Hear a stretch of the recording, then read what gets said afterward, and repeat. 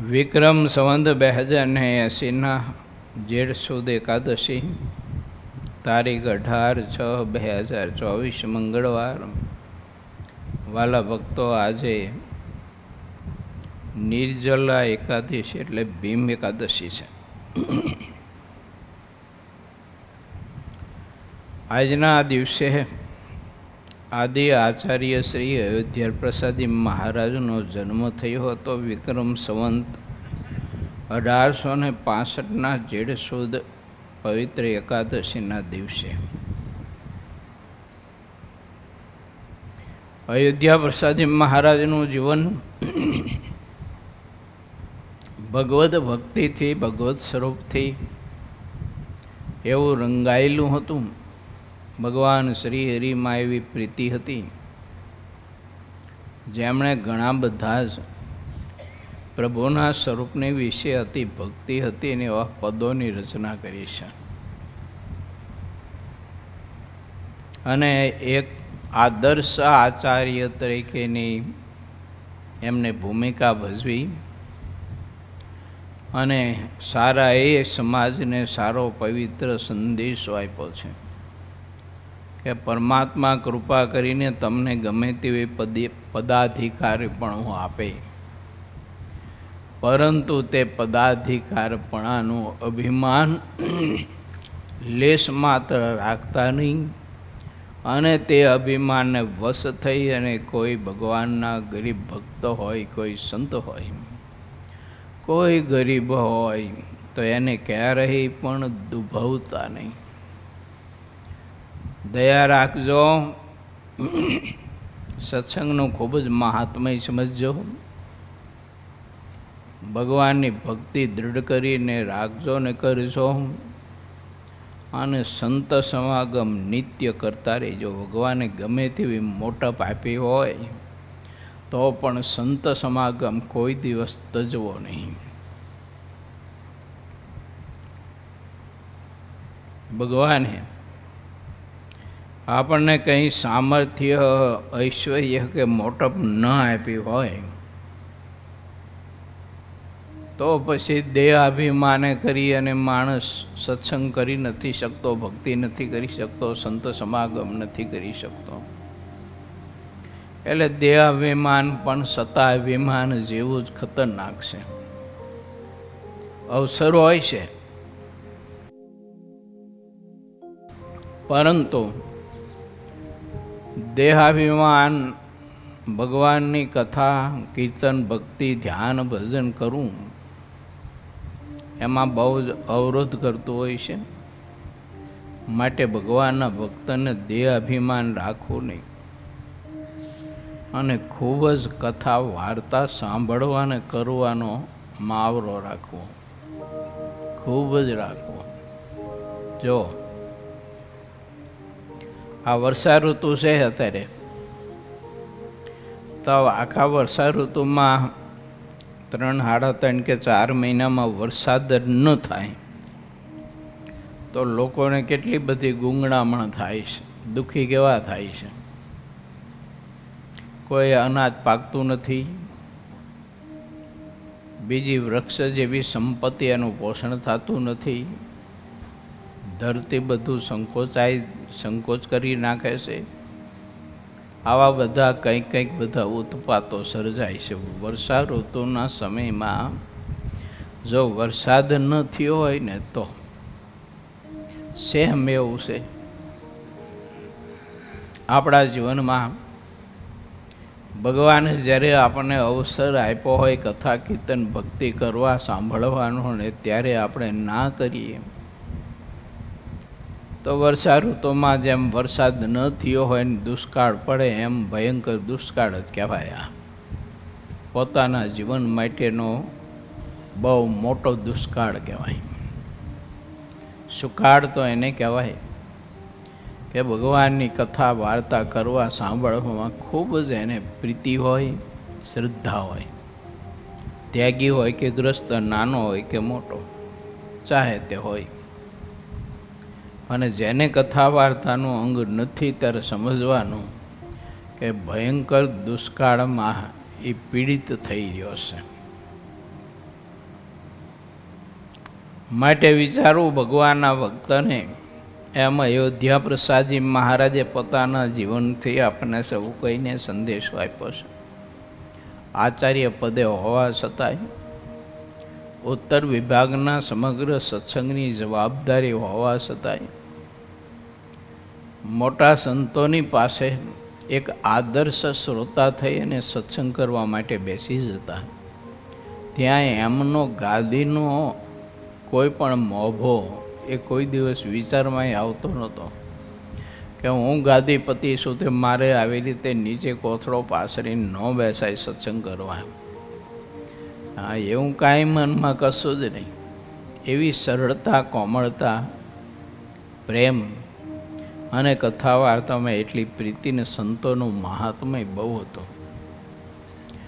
મહિમા સંતોનો બહુ હતો. અયોધ્યા પ્રસાદજી મહારાજ એવું માનતા અને કહેતા કે આવા સંતોનો સમાગમ ને આવા સંતોનું દર્શન અને આવા સંતોના ભેળું રહેવા માટેનું જે કંઈ આપણું ભાગ્ય, બહુ મોટી વાત છે. મહાત્મય સમજાય તો. માટે ઠાકોરજી જ્યારે આવો અવસર આપ્યો હોય ત્યારે આપણા જીવનમાં દુષ્કાળ ન પડે તે વિચારવું. આ વાત કેવી છે ખબર? અઢળક ને અનરાધાર વરસાદ વરસતો હોય તોય દુષ્કાળ હોય છે આપણા જીવનમાં. ગળે ન ઉતરે એવી વાત છે કે એટલો બધો વરસાદ વરસતો હોય ને દુષ્કાળ કેમ?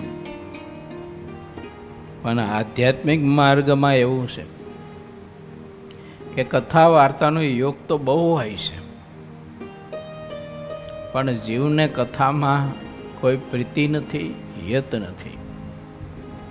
એટલે અનરાધાર વરસાદ વરસતો હોવા છતાંય પણ એના માટે દુષ્કાળ જ છે. એ સુકાળ ક્યારે થશે ખબર નથી. પોતે જો સુગમ બને, સરળ બને તો સુકાળ થાય. ત્યાં સુધી સુકાળ થવો બહુ કઠિન છે.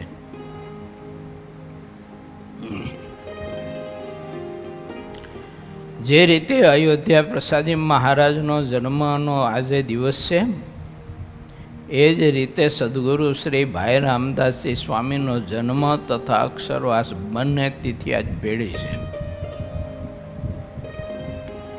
સ્વામીનો જન્મ 1776 જેઠ સુદ એકાદશી અને અક્ષરવાસ ગઢપુરમાં 1876 જેઠ સુદ એકાદશીના દિવસે શરીરનો સંકોચ કરી અને પ્રભુની મૂર્તિની સેવામાં જોડાઈ ગયા. ભાઈ રામદાસજી એટલે ગુરુ રામાનંદ સ્વામીના દીક્ષિત સંત, બહુ મહાસમર્થ પુરુષ અને એવા સ્થિતપ્રજ્ઞ પુરુષ હતા. એવું સામર્થ્ય એમનામાં હતું, પણ જેવું સામર્થ્યની જેવી સ્થિતિને મોટપ હતી એવી ને એવી એમનામાં બહુ જ સહજતા અને સરળતા હતી. ગુરુ રામાનંદ સ્વામીના દીક્ષિત બીજા પરમહંસો હતા, એમનાથી નાના કોઈ મોટા, પણ ભાઈ રામદાસજી સ્વામી બધાને ભેળા રાખીને બહુ જ બધાનું હિત ઈચ્છતા ભગવાન ભજાવતા, ધર્મમાં પ્રવર્તાવતા, ત્યાગ વૈરાગ મોરા ન પડી જાય એના માટે થઈ અને બહુ જ ખટકો રાખી અને પોતાથી નાના હોય તો એને વિશે શિષ્ય ભાવ રાખીને નિર્દોષ ભાવે એટલું બધું પોષણ કરતા, અને પોતાની સમકક્ષી હોય તો તેની વિશે મિત્ર ભાવ રાખીને, પોતાથી ઉંમરમાં મોટા હોય તો ગુરુ ભાવ રાખીને પણ ખૂબ જ સત્સંગમાં વધુ ને વધુ દ્રઢતા થાય, મહારાજમાં અધિક ને અધિક પ્રીતિ થાય, એ રીતે પુરુષાર્થ કરી અને પોષણ કરતા હતા. સંતોનો મહાત્મા ભાઈ રામદાસજી સ્વામીને બહુ હતું ને બહુ મહિમા હતો. આવી મોટપ હોવા છતાંય દાસાનું દાસ થઈ અને સત્સંગમાં રહેતા હતા. નાનામાં નાનો સાધુ હોય ને તો એની પાસે દાસ ભાવે વર્તે. ક્યારેય કોઈ સાધુને, કોઈ હરિભગત, કોઈ પાળો હોય ને પોતાથી નાનો, તો એ સ્વામી એને કોઈ દિવસ તુંકારે નહીં બોલાવ્યો હોય. એને કદાચ કોઈ રજોગુણ તમોગુણમાં હોય અને રજોગુણ તમોગુણને વશ થઈને વર્તતા હોય તો ભાઈ રામદાસજીનું કોઈ અપમાન કરતું હોય છે, એને કોઈ ઉકારે તુકારે બોલાવતું હોય છે, એને કોઈ ઉતારી પાડતું હોય છે. પણ ભાઈ રામદાસજી સ્વામીએ પોતાના જીવનમાં ક્યારેય કોઈ પણ ભગવાનના ભક્ત કે કોઈ જીવ હોય તો એને કોઈ દિવસ એને તુકારે બોલાવ્યા હોય, પોતાથી હાવ નાના માયના હોય એવું એમના જીવનમાં કોઈ દિવસ નથી બન્યું. એટલી સત્સંગની મર્યાદા રાખતા હતા. મારે તમારે શીખવા જેવું છે. કોઈની વાણીમાં જો આવી કર્કશતા હોય, વેખરી વાણી હોય, તો એણે તો ખાસ આવા મોટા પુરુષના જીવનથી સદવિચારો પ્રાપ્ત કરી અને વાણીની મીઠાશ માણસે રાખવી જોઈએ અને કડવાશ છોડવી પડે. પણ પોતાની પ્રકૃતિને વશ થઈ અને જો સત્સંગની મર્યાદાનો ભંગ કરીને માણસ કોઈનું અપમાન કરતો હોય, તિરસ્કાર કરતો હોય, કોઈની સાથે ગમે તેવા શબ્દોથી વ્યવહાર કરતો હોય તો એ બહુ જ મોટો અજ્ઞાની જીવ છે અને એને ભગવાનમાં પ્રીતિ થવી કઠિન બહુ પડે.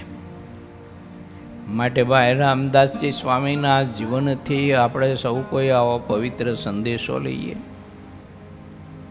અને બાલ પ્રદેશના ભગવાનને લઈને ભગવાન કહી શકાય અને જેનામાં ભગવાન જેવું સામર્થ્ય હતું એવા માયાતીતાનંદ સ્વામીની દીક્ષા તિથિનો દિવસ છે. આ બાલ પ્રદેશનો ભગવાન કહેવાતો હતો. બહુ મહાસમર્થ પુરુષ હતા, વચન સિદ્ધ પુરુષ હતા. બહુધા ખંભાતમાં રહેતા હતા. ખંભાતના મંદિરનું નિર્માણ કર્યું અને બાલ પ્રદેશના મુમુક્ષુ આત્માઓનું સ્વામીએ બહુ પોષણ કર્યું છે. એને આ લોકની કાંઈ મુશ્કેલીઓ હોય તો પણ સ્વામીના વચને દૂર થઈ છે. આવા મહાપવિત્ર સંત હતા. હવે જેને જેને આવા મોટા સંતને ઓળખ્યા હોય, સમજ્યા હોય, એને અનુસર્યા હોય તો તે ભક્તો તેના જેવા જ ભગવાનના ખરેખર મહાપરમ ભાગવત એકાંતિક ભક્ત બને છે. ભગવાનના એકાંતિક ભક્ત થવા માટેના જેના સ્વપ્ન હોય ને એને ભગવાનના એવા સંતનો મહાત્મ્ય ખૂબ જ સમજવું અને એને વિશે અતિશય આત્મીયતા કેળવવી આપ મેળે એ જીવને એવી સ્થિતિ બંધાઈ જાય અને ભગવાનનો ખરેખર એકાંતિક ભક્ત થાય. ખદ્યોત જેવો હોય અને જેનામાં નકરા દોષ ભર્યા હોય આવો જીવ હોય પણ એવા સંતને વિશે જો એને આત્મબુદ્ધિ થાય અને કરે અને એવા સંતને વિશે અતિશય પ્રીતિ રાખે, એના વચનમાં વિશ્વાસ હોય, ભરોસો હોય તો એ બીજા સાધન એનાથી થાય કે ન થાય પણ ભગવાનના સ્વરૂપની વિશે એને અતિશય પ્રીતિ થઈ જાય એવો એકાંતિક ભક્ત થાય ખરો. પણ એવા સંતને વિશે આત્મબુદ્ધિ બાંધવી કામ કઠણ એટલા માટે એને પડે છે કારણ કે એને પોતાનું મન ધાર્યું કરવું હોય અને મન ધારી જિંદગી જીવવી હોય એટલે મોટા પુરુષની મરજીમાં એ આત્મા રહી શકતો નથી. રહેતો હોય ભેળો, નજર સામે બધા સામર્થ્ય ઐશ્વર્યો કાંઈક બધું જાણતો હોવા છતાંય પણ પોતાની નરે આંખે દર્શન કરવા છતાંય પોતાના સગા કાને બધી વાત સાંભળવા છતાંય પણ જીવ, મેં કહ્યું ને તેમ કે ખૂબ વરસાદ વરસ્યો હોય ને તોય દુષ્કાળ જેવું દુઃખ ભોગવતો હોય છે. કારણ કે એને મહાત્મય નથી, ભેળો રહેશે પણ મહિમા નથી કોઈ. માટે વિચારવું, એવા ભગવાનના સંત જ્યારે આપણને મળે ત્યારે એનું મહાત્મય આવું સમજી અને જીવનને કૃતાર્થ કરવું. ભગવાન શ્રી હરિ આપણને એ જ સદવિચારો આપે છે. ગઢડા પ્રથમ પ્રકરણનું 24મું વચનામૃત વાંચજો. મહારાજે દૃષ્ટાંત આપ્યું કે જેમ બાળકના હાથમાં ચિંતામણી હોય, એનું મહાત્મય નથી એને, એટલે તેને એનો કોઈ આનંદ આવતો નથી, એમાંથી એને કોઈ સુખ આવતું નથી. તેમ ભગવાન પુરુષોત્તમ નારાયણ મળ્યા અને ભગવાનના એવા સત્પુરુષો મળ્યા કે જે ચિંતામણી તુલ્ય મૂર્તિ છે, પ્રથમનું પહેલું એમ કહે છે. અને એવા ભગવાનના સંતો હોય તે પણ ચિંતામણી અને કલ્પવૃક્ષ તુલ્ય છે.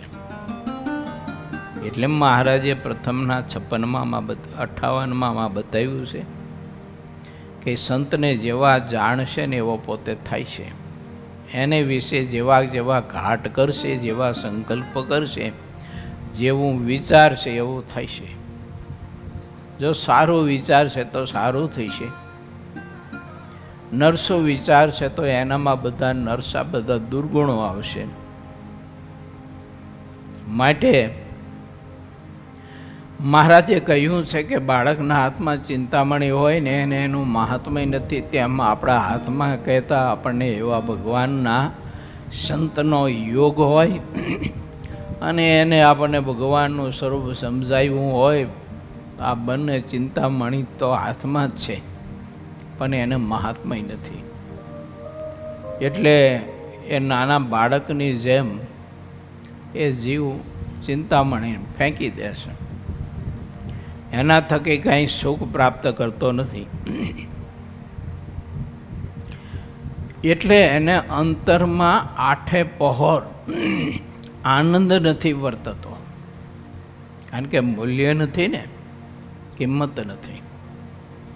કે મને આવા ભગવાન મળ્યા અને આવા ભગવાનના સંત મળ્યા કે જે સંતનું દર્શન પણ મહા મોટા સમ્રાટોને પણ દુર્લભ છે, મોટા મોટા ધનપતિઓને પણ મળવું દુર્લભ છે.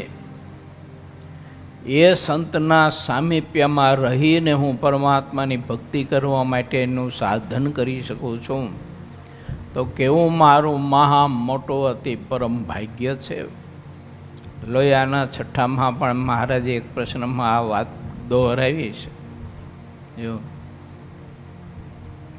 મનમાં એવું મહાત્મા સમજવું જોઈએ કે આવા મોટા સંતના ભેળો રહીને મને જેવી તેવી ગોદડી ઓઢવા મળે છે ને જેવું તેવું અનાજ ખાવા મળે છે, મારું કેવું મોટું પરમ ભાગ્ય કહેવાય. નહીતર ભાગ્ય વસાત થઈ અને ડોડીની ભાજી ખાવી પડત, મોત ખોદીને ખાવી પડત, બાવટા ને બંટીના રોટલા ખાવા પડે, એવું લુખું સૂકું ને કંઈકના અપમાન સહન કરવા પડે, મા બાપના, ભાઈ ભાભીના વગેરે વગેરેના, મિત્રોના, સંબંધીઓ કોઈ હોય એના, વેલાના, આ બધાના તિરસ્કાર સહન કરવા પડે. તે એ લોકો અપમાન કરતા હોય, અડાહડ અપમાન કરતા હોય, આવું બધું સહન કરવું પડે. તેના બદલે આવા સંતોના ભેળા રહી અને હું ભગવાન ભજું છું તે મારું કેવું પરમ ભાગ્ય કહેવાય. આવું જો વિચારે તો એને અખંડ ને અખંડ આનંદ વર્તે ને કેપ વર્તે. આપણને કોઈ સમંતક મણી આપ્યો હોય તો એ સમંતક મણીનો કેપ કેટલો બધો રહે આપણને. માણસના હૈયામાં કોઈ કેપ હમાતો ન હોય હવે એ સેમંતક મણી તો 18 પાર હોવાનું રોજ આપી અને જીવને બદ્ધ કરે અને વિકાર વધારે જીવમાં, પણ તોય એનું મહાત્મ્ય હોય તેનો કેપ રહે. અને ભગવાનના સંત આપણને નિર્વિકાર બનાવે, નિર્લેપ બનાવે, વિષયોમાંથી આપણને વિરક્ત કરે. આવા ભગવાનના સંતરૂપી ચિંતામણી મળી હોય પણ બાળક જેવો જીવ એને કોઈ એનું મૂલ્ય નથી. એટલે સંત પાસેથી કાંઈ લઈ શકતો નથી. ઘણા બધા એવા સંતોના દર્શન મેં કર્યા છે કે ભગવાનને લઈને ભગવાન જેવા કહી શકાય એવા સંતનો સમાગમ કરવા માટે દૂર દૂરથી હરિભક્તો એની પ્રવૃત્તિઓ થોભાવીને આવતા હોય અને બીજા કોઈ ધામમાં રહેતા હોય, તીર્થમાં રહેતા હોય કોઈ પરમહંસો એટલે ત્યાગી સંતો, તો એ બીજા ધામના સંતો તે સંતનો સમાગમ કરવા માટે સ્પેશિયલ તે સંત જે જાયગામાં રહેતા હોય ને ત્યાં આવતા. 2, 5, 10, 15 દિવસ રોકાઈને સત્સંગનો લાભ લેતા, સેવા પરિચર્યાનો લાભ લેતા. અને એના ભેળા જે રહેતા હતા એના મંડળના જે શિષ્યો કહેવાય એના, એ એકઈને કાંઈ મહાત્મ્ય નહીં. ઓલા બીજા સંતો આવીને સત્સંગ કરતા હોય તો આ લોકો આડા ફેરિયા મારતા હોય, કાં તો ખૂતા હોય ને કાં તો પછી ન કરવાના બધા ટીખળ કરતા હોય, કારણ કે એને મહિમા નથી. બાળકના હાથમાં ચિંતામણી તો છે જ પણ એનું મૂલ્ય નથી. એમ ભગવાનના આવા સંત છે એ ચિંતામણી કરતાં પણ અધિક છે. અને એ પણ દર્શન કર્યું છે કે જે પોતાના ગુરુને સમજી શક્યા ને એનો સમાગમ કરી અને રાજીપો જેને કેળવી લીધો તો એના ગુરુના જેવી સ્થિતિ બંધાઈ ગઈ. એને ભગવાનમાં એવો જ પ્રેમ, સત્સંગની એવી જ મર્યાદા, એવું જ મહાત્મય, એના હૈયામાં એટલો આનંદ અને કેપ વર્તો હતો. એ પણ દર્શન કર્યું છે. પણ એવું દર્શન બહુ જુજ થાય. અને પહેલું મેં કહ્યું ને એ તો બહુ લાગેટ હોય એમ, કારણ એને મહાત્મ્ય નથી, મહિમા નથી કે મને કેવા સત્પુરુષના ભેળું રહેવા માટે મળ્યું છે, કેવા ભગવાનના સત્પુરુષનો મને ઠાકોરજીએ યોગને સમાગમ આપ્યો છે. માણસ ગાંડો થઈ જાય. ગુણાતીતાનંદ સ્વામી એવું લખ્યું છે વાતું. સ્વામી કહે સંતોનો મહિમા તો જીભ પકડીને બોલી છે. જેવો છે એવો કહીએ તો સ્વામી કે તમે તો બધા ગાંડા થઈ જાઓ.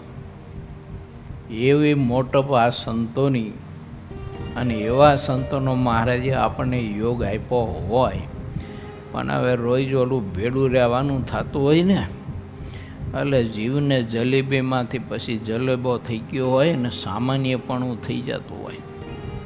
કારણ કે રોજ અખંડ ભેળા રહેતા હોય ને, હાલતા ને ચાલતા મળતા હોય, એ માળા ભજન પરિક્રમા દંડવટ કરતા હોય, બધું કરતા હોય તો આપણને દિવસમાં 100 વખત મળતા હોય. જો પણ એ 100 વખત મળતા હોય પણ એક વખત આપણને એવું કંઈ મહાત્મય ન હોય. નહીતર સારંગપુરનું 10મું વચનામૃત એમ કહે છે કે એવા સંતનું જ્યારે દર્શન થાય ને ત્યારે એવું માનવું કે મને સાક્ષાત ભગવાનનું દર્શન થયું છે. તો એવું જો માનતો હોય તેના હૈયામાં કેપ ને મહિમા કેટલો હોય, અપરંપાર હોય. એટલો બધો એને આનંદ હોય, એટલો બધો આનંદ હોય. જો કોઈ આનંદ હૈયામાં માય નહીં, એટલો બધો આનંદ હોય છે ને. માટે વિચારું, જ્યારે આપણને કાલ પરમ દિવસે 2-5 પછી દિવસે, મહિને 2 મહિને, વર્ષ 2 વર્ષ પછી, જન્મે 2 જન્મે, ગમે ત્યારે ભગવાન કૃપા કરીને એવા સંતનો યોગ આપે ને એવા સંત જો આપણને મળે તો એનું મહાત્મ્ય પૂરેપૂરું સમજવા માટેનો પ્રયાસ કરજો. જ્યારે ઠાકોરજી આપે ત્યારે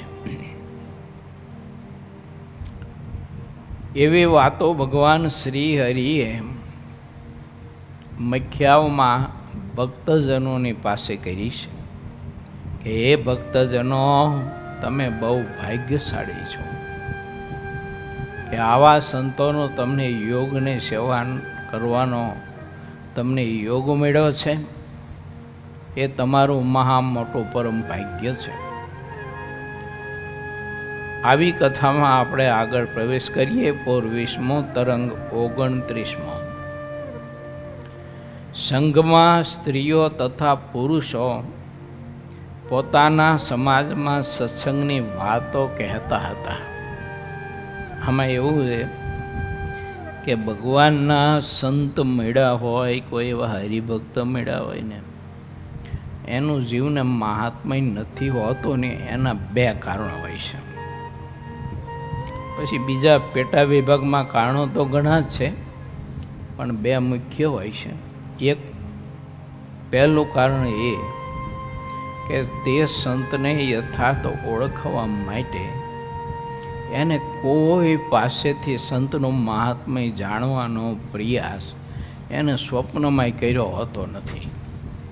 એને વિચાર જ નથી આવતો કોઈ દિવસ. અખંડ રહેતો હોય ભેળો, પણ એવો વિચાર કોઈ દિવસ નથી આવતો કે જે સંતના ભેળો હું રહું છું એ સંતનું મહાત્મય શું છે, કેવી મોટપ છે, કેવી સ્થિતિ છે, એમનું જીવન કેવું છે, શું છે, ગુણ કેવા છે, એને ધ્યાન ભજનમાં કેવી રુચિ છે ને કેવી પ્રીતિ છે. આવું બધું જાણવા માટે કોઈ દિવસ ભૂલમાંય પણ સ્વપ્નમાંય સંકલ્પ નથી કરતો. આ એક મહા મોટી ખોટ છે. બીજું કે જે મહાત્મય સમજ્યા હોય અને સમજતા હોય તો એની પાસેથી પણ તે સંતનું મહાત્મય સમજવા માટે પ્રયાસ નથી કરતો છે. બીજું બધું જાણવા માટે, બીજો અભ્યાસ કરવા માટે માણસ ઘણું કરે છે.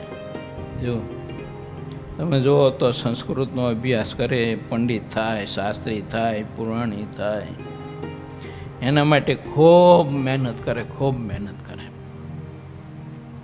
પણ ભગવાનના સંતને ઓળખવા માટે, એના ગુણો સમજવા માટે, એની રહેણી કહેણી, એનું જીવન, એને જાગવાનું, સૂવાનું, ધ્યાન ભજન કરવાનું, ખાવા પીવાનું વગેરે વગેરે, એનામાં ઘણા બધા અનંત ગુણ હોય છે. પણ તે ગુણનું જીવ દર્શન નથી કરતો. અમે અમારા ગુરુના જીવનમાં છે ને આવું દર્શન બહુ કર્યું છે.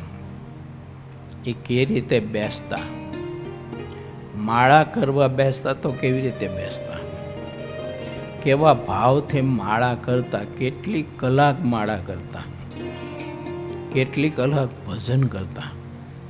એ ભોજન કરતા તો ભોજન કરતાં કરતાં પણ એમની વૃત્તિ શેમાં હતી?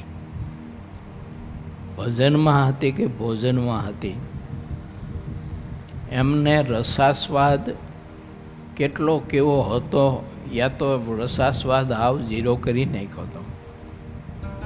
એમનામાં ત્યાગ વૈરાગ કેવા હતા, કેવું નિસ્પૃહીપણું હતું. એવા ભજનાનંદી પુરુષ, તેમ છતાંય હરિભક્ત અને સંતોનું કેટલું બધું મહાત્મ્ય સમજતા. ક્યાંક પ્રસંગો હોય ને, કથા એવા કોઈ તો કરસાપ જેવા પ્રસંગોમાં આમંત્રણ હોય ને, ત્યાં જાય ને તો સભાની પાછળ દંડવત કરતા. આપણે એમ થાય કે સભાની પાછળ કેમ દંડવત કરતા આવી છે. એક દિવસે અમે પૂછ્યું ત્યારે ગુરુદેવે એવું કહ્યું કે સભાની પાછળ દર્શન કરવાનું કારણ એ છે કે સભામાં બેઠેલા બધા હરિભક્તો અને સંતો એ બધા મુક્ત પુરુષો છે, પણ આ લોકની દ્રષ્ટિએ ગ્રસ્તો દંડવત કરવા દે નહીં. અને એમાંય કે મારી ઉંમર મોટી ને મોટો સાધુ, લોકો કહે એટલે એ તો સાધુ કોઈ દંડવત કરવા દે નહીં. એટલે સભાની પાછળ સૌને દંડવત કરીએ. આ અક્ષરધામની દિવ્ય સભા છે અને અક્ષરધામના બધા દિવ્ય મુક્તો મહારાજની સન્મુખ બિરાજી અને મહારાજની મૂર્તિનું મહાદિવ્ય અલૌકિક સુખ લઈ રહ્યા છે. એમનું દર્શન કરવાનું આપણું ભાગ્ય એવું ક્યાંથી હોય? એમ આવા ભજનાનંદી આવી સ્થિતિ જેની કે જેને ભગવાનને લઈને ભગવાન કહી શકાય એવા પુરુષ, એ એટલું મહાત્મય સમજતા સંત હરિભક્તનું. પણ આપણે દર્શન કર્યું હોય તો કંઈક મગજમાં આવે ને. જો નહીતર તો એમ થાય કે હવે મોટા મોટા કરે ને આમને વિવેક તો છે નહીં, હું તારા સભામાં હરિભગતને દંડવટ કરે. એમને કે થોડાક દંડવટ કરવા ન હોય હરિભગતને. આવું બધું આપણે ઊંધું પકડીએ. બહુ અકલ લાંબી ન હોય ને આપણને સત્સંગની. એટલે ચરાડવામાં જોગી સ્વામીની મહાનતા હતી. આ વાત એક બે વખત મેં કરેલી છે, પણ પ્રસંગ નીકળ્યો એટલે દોહરાવું છું ફરીને. પુરાણી સ્વામી ઘનશ્યામ જીવન સ્વામી ભુજવાળા આ નીકળાય છે આ બાજુ, એટલે ચરાડવા દર્શન કરવા માટે ગયા છે. સ્વામી કંઈક એ વખતે બહાર હતા, એટલે જોગી સ્વામી ત્યાં હાજર હતા. દેવના દર્શન કરીને સભા મંડપ તરફ આવ્યા. એટલે જોગી સ્વામીનો બાવડું પકડી અને સ્વામીની જે ગાદી હતી ને ત્યાં બેસવા માટેનો સંકેત કર્યો કે આપ તો બહુ સમર્થ પુરુષ છો, માટે આ ગાદી ઉપર બેસો. ઘનશ્યામ જીવન સ્વામી કહે, જોગી સ્વામીને ખભે હાથ મૂકીને કહે, જોગી એ ગાદી ઉપર ન બેસાય, એ ગાદીને દંડવટ કરાય.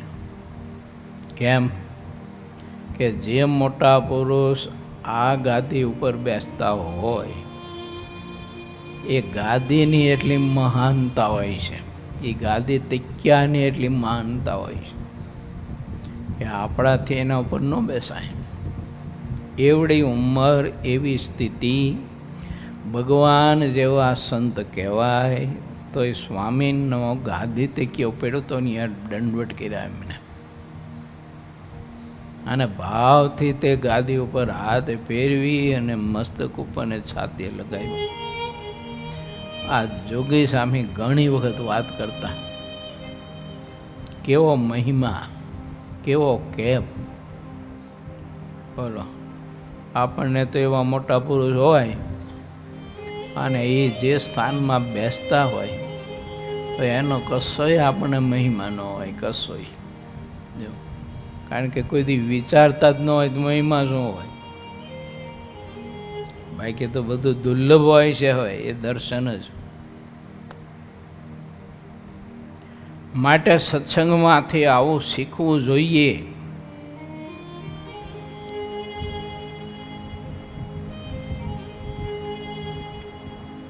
જે શરીરે રોગી હોય, જેને ધન તથા અન્નની એક પણ સહાય ન હોય, તેવા હરિભક્તને ગરીબ તરીકે સમર્થ હરિભક્તો જોવો.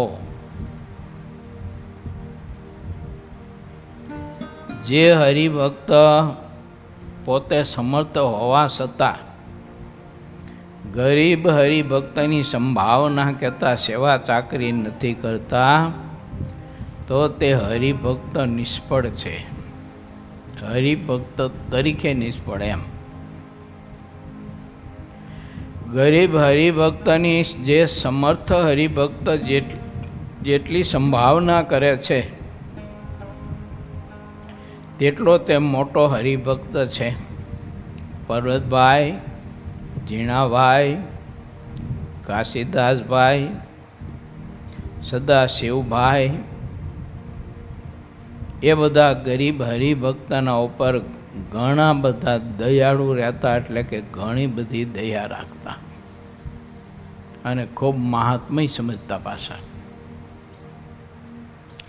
કે આવા ભક્તોની સેવા મળે ક્યાંથી આપણને એમ માનીને કોઈ આર્થિક રીતે હરિભક્ત ગરીબ હોય તો અન્ન વસ્ત્ર ધનથી ખૂબ જ મદદ કરીને સેવા કરતા. પાછું એવું માનતા કે અમે મહારાજને જમાડીએ છીએ અને મહારાજના ચરણમાં ધન સંપત્તિ અમે અર્પણ કરીએ છીએ. આ હરિભગતને આપી છે એવું નથી માનતા. એને કેવો મહિમા હશે વિચાર કરો, કેવી સમજણ હશે. ત્યારે એમ નામ કંઈ ત્રણેય અવસ્થામાં મૂર્તિ દેખાય અને ત્રણેય અવસ્થામાં મૂર્તિ અનુભવાય એવી સ્થિતિ કંઈ થોડીક એમ નામ બંધાઈ જતી છે. એના મહિમા કેટલો સમજતા છે. એટલે જેને આવી સ્થિતિ કેળવી હોય તો ભગવાનના સંત હરિભક્તોનું ખૂબ મહાત્મ્ય સમજવું પડે. પૈસાવાળા ને ગરીબ એ બધો ભાવ જે છે ને એ આપણા મગજમાં એ બધો કાઢવો પડે. આ બહુ પૈસાવાળા ને બહુ મોટા છે ને આ ગરીબ છે ને આમાં કાંઈ નથી. આ બધું ભક્તિના માર્ગમાં બહુ વિઘ્ન છે, બહુ આડું છે. એ બધું જગતના માર્ગમાં ખરું, જો એમાં એ બધું હાલે જગતમાં, પણ ભક્તિના માર્ગમાં ન ચાલે. જ્યારે કોઈ ઓછો સમય થતા તેમાં શ્રી હરિ સૌ હરિભક્તોને ગરીબની સેવા કરવાની વાત વારંવાર કહેતા. અમુક અમુક ઊંચાઈ પહોંચેલા પુરુષોના જીવન હોય છે આવા. જો પછી ગમે તે ઈષ્ટની આરાધના કરતા હોય પણ એના હૃદયમાં એ બીજ બહુ મોટા પડ્યા હોય છે, દેખાતા નથી. આપણા ઝાલાવાડ દેશનું ગૌરવ સુરેન્દ્રનગર નિવાસી જગદીશભાઈ ત્રિવેદી, કેવું દિલ છે બોલો. ભગવાને કળા આપી છે તો આ જગતમાં બધા એમને કલાકાર કહે, સાહિત્યકાર કહે, અને ભગવાને બહુ સારી એવી કળા આપી છે, લોકોને ખૂબ રાજી કરેલી છે. પણ જ્યાં જ્યાં એમના પ્રોગ્રામ હોય ને પ્રોગ્રામમાં જે કંઈ પૈસો આવે તે ટોટલી પૈસો, બધી સંપત્તિ દવાખાનાઓ માટે, ગરીબ માટે, કોઈ એવી સ્કૂલો હોય તો એના માટે, કોઈ એવા ગરીબ પરિવારના વિદ્યાર્થીઓ હોય તો એના માટે બધો જ પૈસો વાપરી નાખે. એક પૈ ઘેર નહીં લઈ જવાની. બોલો એમને કેટલો મહિમા હશે ત્યારે થાય ને. હવે એવી કળા તો ઘણા બધાને આપી હોય, ઘણા બધા કલાકારો હોય છે, પણ આવો વિચાર કોઈ નથી ઉપજતો કે આપણે ગરીબ લોકોની સેવા કરીએ. તો એમને ગરીબની સેવા કરવા માટેની છે ને સંકલ્પ દીક્ષા લીધેલી છે. પર માટે જીવે છે, બીજા માટે પ્રોગ્રામ કરે છે. કેવળ લોકોને રીઝવવા માટે પ્રોગ્રામ નથી કરતા. એવા પ્રોગ્રામ કરનારા તો ઘણા લોકો હોય બીજાને રીઝવવા માટે થઈને, જો અક્ષર બોક્ષર ના આવું બધું કંઈ દવડાટી બોલાવતા હોય. પણ આ જગદીશભાઈ ત્રિવેદી જે પ્રોગ્રામ કરે છે ને એ ગરીબો માટે, દિન દુખિયા માટે, પર માટે કરે છે. આવા પુરુષો હોય ને એના જીવનમાંથી કંઈક સંદેશાઓ લેવા પડે. આપણે નાની મોટી પુસ્તિકાઓ બહુ સરસ મજાની લખી છે, ક્યારેક ખરીદીને વાંચજો. એમાં ઘણા બધા એને આવા પ્રસંગો પોતાના અનુભવના પણ લખ્યા છે. આદર્શ પિતા, આદર્શ માતા, આદર્શ ભક્ત, આદર્શ દેશ, આદર્શ માનવ, આ બધા વિષયો પર બહુ સરસ મજાના પુસ્તકો નાના મોટા લખ્યા છે. આવું કંઈક સાહિત્ય વાંચવું. આવા જ્યારે દિલ હોય ત્યારે એને સમજવું, આપણે પ્રયત્ન કરવો સમજવા માટે, મહાત્મય સમજવું જોઈએ. થાય એટલે આપણાથી મદદ આપણે સૌ કોઈને કરવી જોઈએ, એવો સંદેશો એમાંથી લેવો પડે. આ બધા ભક્તોની એવી સ્થિતિ હતી, એનું કારણ એ હતું કે ભગવાનને, ભગવાનના સંત ભક્તોનું ખૂબ મહાત્મ્ય સમજતા હતા. જ્યારે કોઈ ઓછો સમય થતા તેમાં શ્રી હરિ સૌ હરિભક્તોને ગરીબની સેવા કરવાની વાત વારંવાર કહેતા મહારાજ. શિક્ષાપત્રીમાં પણ મહારાજે આ બધી વાત દોહરાવી છે. દિનજનને વિશે દયાવાન થવું, માતા પિતા રોગાતુર એવા જે કોઈ જીવ હોય તો એની જીવંત પર્યંત શુશ્રૂષા કરવી. અને ખાલી બતાવ્યું નથી મહારાજ કરતા. ગરીબોની બહુ સેવા પોતે ધનાટહી આશ્રિત વર્ગ પાસે કરાવતા. કોઈને મકાનો બંધાવી દેતા, મકાનમાં ચીજ વસ્તુ પદાર્થ જે કંઈ જોઈતી હોય જીવન જરૂરિયાત આ બધું ઘર આખું અભરે ભરી દેતા. ઘણા બધા ગરીબોની કન્યાઓના લગ્ન પ્રસંગો ઉકેલાવી દેતા, કન્યાદાનો કરતા. સદાવ્રતો મહારાજે બહુ ચલાવ્યા. કોઈ ખેડૂત હોય, બ્રાહ્મણ હોય, કોઈ બીજા ત્રીજા હોય તો મહારાજ બહુ સેવા કરાવતા. મહારાજના બહુ પ્રસંગો સેવા. એ આપણો ભગવાન છે, આપણો ઈષ્ટદેવ છે. એ પણ ગરીબ પ્રત્યે આટલી બધી લાગણી કોણી રાખતા તો આપણે રાખવી જોઈએ. એમ જ્યારે કોઈ ઉત્સવ સમયા થતા તેમાં શ્રી હરિ સૌ હરિભક્તોને ગરીબની સેવા કરવાની વાત વારંવાર કહેતા. તેવી વાત ઉપર શ્રી હરિને ઘણું તાન રહેતું હતું. અને તે તાન જાણીને જ અહીંયા આ વાત લખી છે. લખ્યા વિના કોઈને તે શ્રી હરિનું તાન દેખ્યામાં આવે નહીં. નિરાધાર હરિભક્તની ઘણી સંભાળ રાખવી જોઈએ. જે સમર્થ હરિભક્ત આ રીતે રાખે તે મોટા કહેવાય. સમર્થ હરિભક્ત થઈને જ્યારે તે મોટાના માર્ગે ચાલે છે ત્યારે જ મોટો કહેવાય છે. તે વિના તો તે મોટો કોણ કહે? અને જેટલા મોટા હરિભક્તો હતા તેની સમજણ ઉપર કહી તેવી હતી. અને તે દેશ અને ગામોમાં તેવા હરિભક્તો ઘણા હતા. તેઓ પોતે પોતાને મોઢે હું મોટો છું એમ ક્યારેય કહેતા નહીં. કહ્યા સિવાય પણ તેવા ગુણવાળાને લોકો મોટા કહેતા.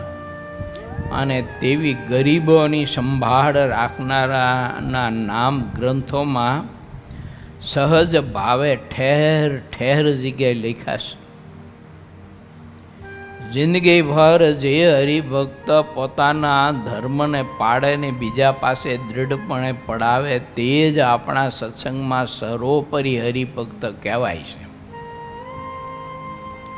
કોઈ પણ હરિભક્તને સત્સંગને નિમિત્તે કોઈ દુઃખ આવી પડે ત્યારે બીજા બધા હરિભક્તોએ મળીને તે હરિભક્તના કષ્ટનું નિવારણ જે રીતે થાય તેવો ઉપાય કરવો સારા હરિભક્તની આવી રીત છે. અને સંતો પણ તેમ કહે છે. કોઈ ભગવાનના ભક્ત હોય ને એવી કોઈ એને પરિસ્થિતિમાં કે હાંકડમાં આવ્યા હોય, દુઃખી થઈ ગયા હોય તો બધા જ હરિભક્તોએ ભેળા મળી અને એને ખૂબ જ સહાય કરવી જોઈએ. આ મહારાજની ભલામણ છે. કોઈ સ્વીકારે તો ઠીક છે, ના સ્વીકારે તો ઠીક છે. જે હરિભક્તોના ગામમાં હરિભક્તો ક્યારેય કુસંપ કરતા નથી અને જેવા સંપ રાખે છે ત્યાં તેવો સત્સંગ રહે છે. હરિભક્તમાં પરસ્પર જેટલો સંપ હોય તેટલો સત્સંગ રહ્યો કહેવાય. જ્યાં કુસંપ હોય છે ત્યાં કુસંગ પેસી જાય છે. હરિભક્તોમાં જ્યારે કુસંપરૂપી કુસંગ પેસી જાય ત્યારે કુસંગીના જેવા વચન ઉચ્ચારવા લાગે છે. આવું સમજીને ગામે ગામના ભાગ્યશાળી હરિભક્તો કુસંગને દેખીને કુસંપનો ત્યાગ કરે છે. સંતો હરિભક્તોમાં રહેલા કુસંગને બતાવી દે છે. બતાવ્યા સિવાય કુસંગ દેખાતો નથી, કારણ કે કુસંગનું કુટુંબ તો કેટલુંય મોટું હોય છે. શુભ વાતમાં જેટલી રુચિ નથી કરતો તેનાથી તેટલો તેમાં જે કુસંગ છે તે બતાવી દેશે. રુચિથી કુસંગ ઓળખાઈ આવે છે. સત્સંગની શુભ વાતમાં જેટલી રુચિ રહે છે તેટલી સત્સંગ કરવાની બુદ્ધિ થાય છે. જેને અશુભ વાતમાં જેટલી રુચિ રહે છે તેને તેટલી કુસંગમાં રુચિ હોય છે. રુચિને લીધે જે જેવો હોય તે જણાઈ આવે છે. આ પ્રમાણેની હરિભક્તો પરસ્પર અપાર વાતો કહેતા. જેનામાં સત્સંગ રહ્યો હોય છે ત્યાં મોક્ષની વાત તથા શ્રીહરિના વચનામૃતોની વાત નિત્ય થતી રહેતી. શ્રીહરિના વચનામૃતમાં વેદ અને પુરાણો વગેરે જેટલા શુભ શાસ્ત્રો છે તે બધાની વાત આવી જાય છે. શ્રીહરિના મુખથી જે વચન જેવા રૂપમાં નીકળે છે તે બધા જ અમૃત કરતાં પણ અધિક મહત્ત્વના હોય છે. કોના માટે? તો કે ભક્તો માટે. કોના માટે? તો કે જેને મોક્ષનો સાચો ખપ છે તેના માટે. એના માટે અમૃત જેવા વચન હોય છે.